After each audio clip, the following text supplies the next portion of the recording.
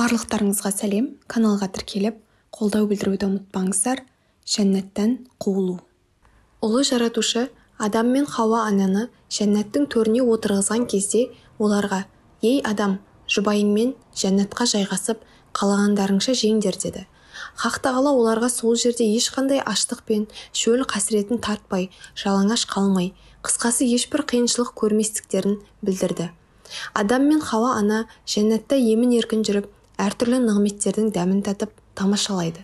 Алайда Хақ тағала бұларға жәннаттың барлық жемістерін жеуге рұқсат бергенімен, мына ағашқа жоламаңдар, онда жазықтылардан боласыңдар деп, бір ағаштың жемісін жеуге тыйым салады. Бақара сүресі 35 аят. Міне, Адам ата мен Хауа анаға берілген бұл әмір олардың ең алғашқы сынағы еді. Өйткені Аллах тағала оларды жәннатқа кіргізген кезде екеуінің ең үлкен дұшпаны шайтан екендігін, ол кез келген уақытта өздерін арбап алдайтындығын, жүрекке бойлап азғыратындығын алдын ала айтып ескерту жасаған. Сол себепті олар Құдай тағаланың осы бір тыйым салған ағашына жақындамай, бойларын аулақ салып, Аллахтың әміріне қарсы келуден сақтануы тиіс еді. Ал шайтан болса, барлық күш-жігері мен қайратын сарп етіп, оларды тыйым салынған ағашқа жақындатып, тіпті жемісін жегізіп, ұлы жаратушының бұйрығына қайшы әрекетке итермеледі. Мәңгілік ғұмыр кешу адам баласының ең үлкен арманы. Ібліс Хазірет Адамды саған түгесілмейтін, бітпейтін патшалық көрсетейін бе деп азғырады. Мәңгілік өмір сүру адамның болмысында болғаны тәрізді, түгесілмейтін патшалыққа иелік ету де адамның болмысында бар. Жалпы адамды Хақ тағала жер бетіне халифа етіп жаратты. Ал халифалықтың міндеті жер бетін басқару. Билік адамның ең осал тұсы. Адамның менмендігі мен өзімшілдігінде де осы сезім бар. Сондықтан ол осы өзімшілдігіне бой алдырса, ешкімді көзге ілмей кетеді. Бұндай адамдардың қолына билік бір тисе, сол арқылы өзін өзгеден үстем көріп, билеп төстегісі келеді. Адам ешқашан билікке тоймайды. Билікті көксеген адам қол жеткізген билігін мүсе тұтпай, шыңды бағындырсам дейді. Ең жоғары биікке қолы жетсе, сол билікті ешкімге бергісі келмейді. Міне, Хазірет Адам осы билік дейтін алапат күштің қатерлі сәтінен аман қала алмайды. Ол шамасы халифалық міндетті мәңгілік атқарғысы келген. Ібліс оның осы осал тұсын ұстайды. Негізінде оның да бойында осындай сезім бар. Ол әуелі адам жаратылмай тұрғанда саналы жандардың ішінен жалғыз өзі ғана қара үзіп шығып, асқан тақуа атанып, періштеліктің жоғары шыңына жеткен. Ол осы лауазымдардың бәріне нәпсілік үстемдікпен қараған. Менде ғана болса деген өзімшілдігі Хазірет Адамның өзінен жоғары тұруын қаламады. Ол халифалық биліктің адамда болуын көтере алмады. Жоғары лауазымы оны тәкаппарлыққа ұрындырды.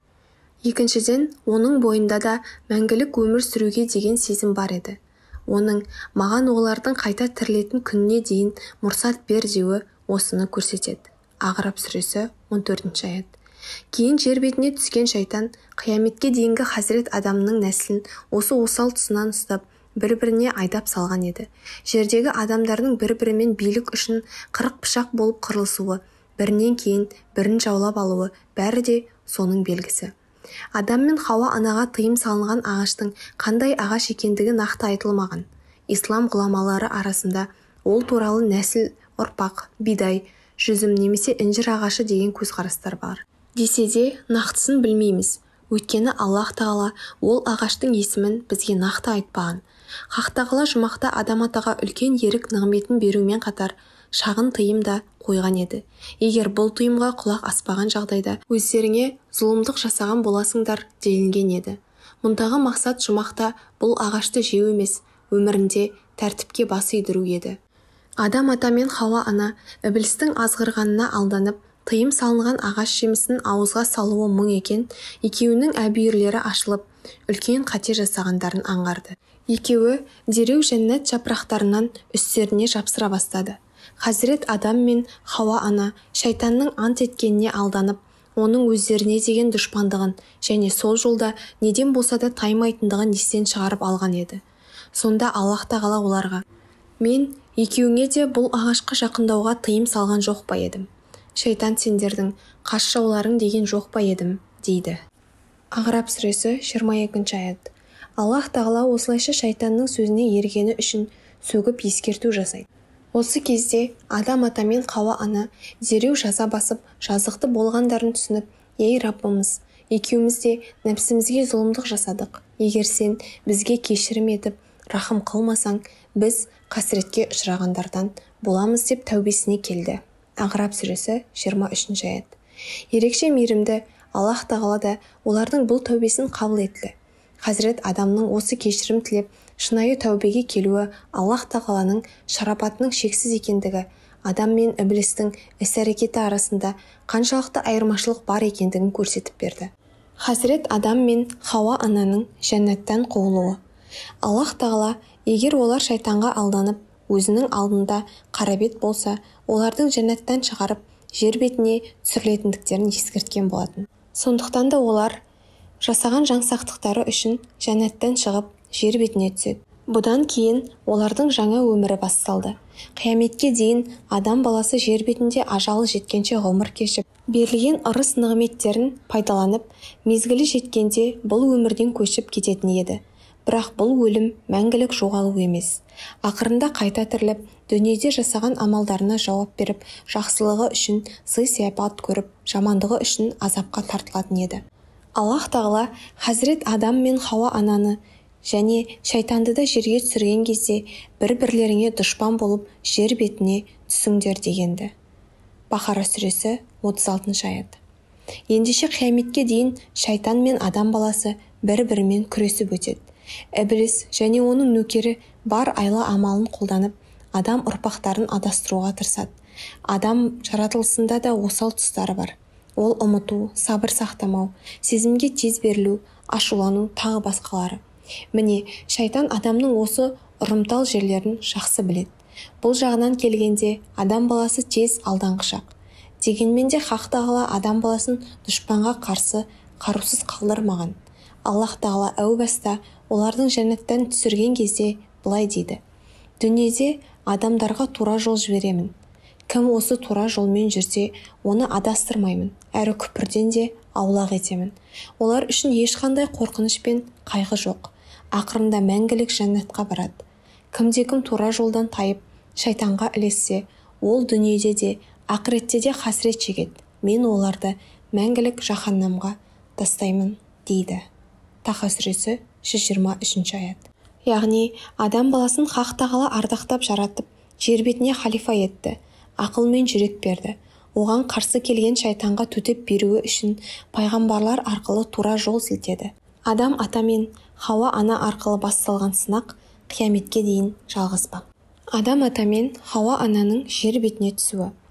Адам ата мен Хауа ана жер бетінде ұзақ уақыт бойы бір-бірін көрмей, жеке дара ғұмыр кешеді. Адам ата өзінің жасаған қателігіне өкініп, қатты қайғырады.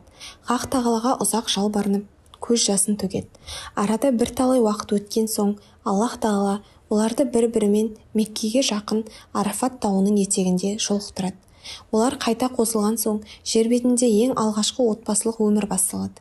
Хақ тағала адамға егін шаруашылығы және осыған ұқсас басқа да көптеген ризық табу жолдарын үйретеді. Осылайша Хақ тағаланың байқаңдар, Иблис екеуіңді алдап, жәннаттан шығарып жүрмесін.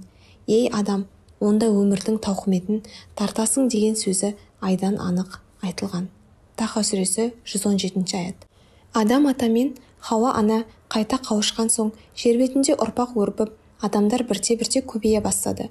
Хауа ана ұдайы бір қыз, бір ұлдан егіз туатын еді. Бірақ ол кезде адамның көбеюіне байланысты егіздер өз жұптарымен емес, өзінен кіші немесе өзінен үлкен егіздермен үйленетін. Бұл зәруліктен туған, сол заманда ғана рұқсат етілген үрдіс еді. Кейін осы зәрулік тоқтатылды. Алғаш рет Хазірет Нұхтың шариғатымен бауырлас қыз бен ұлдың бір-бірімен үйленуіне тыйым салынған. Деректерде Хазірет Адам қайтыс болған кезде жер бетінде адамдардың саны 40 мыңға жеткендігі айтылады. Хазірет Адам жер бетіндегі адамдардың әкесі ретінде алғаш рет жіберілген пайғамбар болды. Ол өмір бақи осы міндетін адал атқарып, Аллахтың әмірін қалтқысыз орындады.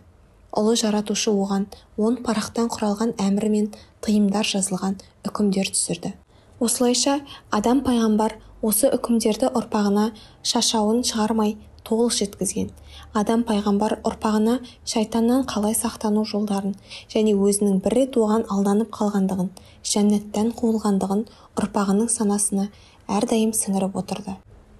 Абыл мен Қабыл. Хауа ананың Абыл және Қабыл деген ұлдары өз жұптарымен егіз дүниеге келеді. Адам әкелері оларға өз сыңарына емес, өзге егіздердің сыңарына үйленуге тиіс екендігін айтқан еді. Сондықтан да Абыл Қабылдың, ал Қабыл Абылдың сыңарына үйленуге тиіс болды. Бірақ Қабылдың сыңары Абылдың сыңарынан сұлу болатын. Қабыл бұл үкімге разы болмай, өз егізімен үйленуді қалайды. Адам әкесі оған қанша түсіндіргенмен, ол алған бетінен қайтпай бір беткейлік танытты. Сонда Адам ата екеуіне Аллах үшін құрбан шалуын талап етеді. Хақ тағала кімнің құрбанын қабыл қылса, Қабылдың сыңарына сол үйленетіндігін айтады. Абыл шопан болатын. Ол бар болғаны бір қойын шалып, Хақ тағала үшін құрбан етті. Қабыл егінші еді. Ол да Хақ тағала жолында бір десте бидайды құрбан етті. Хақ тағала Абылдың ғана құрбанын қабыл етеді. Сонда Қабылдың қызғанышы мен өшпенділігі қозып, өзін қоярға жер таппай қатты долданады. Ақыры ол бұл қорлыққа шыдай алмай Абылды өлтіруге ниеттенеді.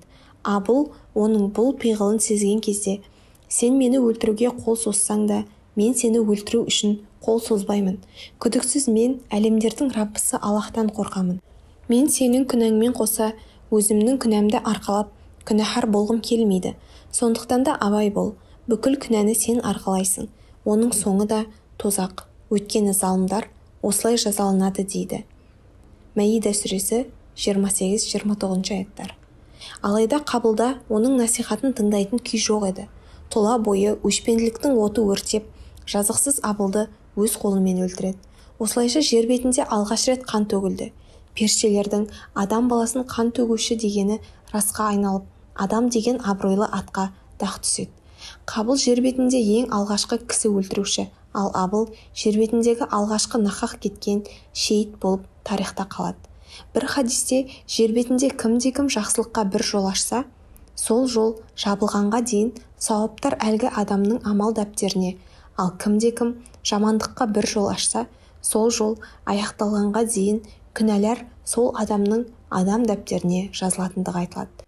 Ендеше Қабыл жер бетінде қан төгу секілді күнәға ең алғаш болып жол ашқандықтан, қияметке дейінгі төгілген қандардың обалы Қабылдың амал дәптеріне жазылады.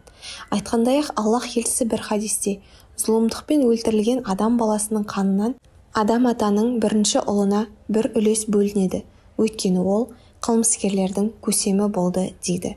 Қабыл алғашқы қан төккен адам болғандықтан бір адамды ғана өлтіріп қойған жоқ. Ол қияметке дейінгі жазықсыз өлген кісілерді де бірге өлтірген болып, күнәларын арқалайды. Негізінде одан кейінгі замандарда кісі өлтірген адамның күнәсі Қабылдың күнәсінен онша қашық емес. Өйткені Құранда: «Сондықтан Исраил ұрпақтарына кім кісі өлтірмеген және жер бетінде содырлық жасамаған біреуді өлтірсе, ол барлық адамды өлтіргенмен, және кімде-кім бір адамның өмірін құтқарса, барлық адамдардың өмірін құтқарғанмен бірдей деп жаздық» дейді. Мәида сүресі 32 аят. Осыдан кейін Қабыл өлген бауырының қасында тұрғанда ғана өзінің қандай қылмысқа барғанын аңғарып, қатты састы. Өлген денені не істерін білмеді. Өйткені Абылға дейін жер бетінде кісі өлімі орын алмаған болатын. Ол дағдарып тұрған кезде жақын жерге екі қарға келіп қонады да бір-бірімен шекелесіп қалады. Сәлден соң қарғаның бірі екіншісін өлтіреді. Ол дереу жерді тұмсығымен қазып, өлген қарғаны сол шұңқырға көмеді. Бұл уақытта Хазірет Адамның өзінің әулетіне Қабылды басшы етіп сайлап, өзі маңызды бір шаруамен сапарлап кеткен болатын. Келген бойда болған жайды естіп, қатты қайғырып, Қабылға қарғыс айтады.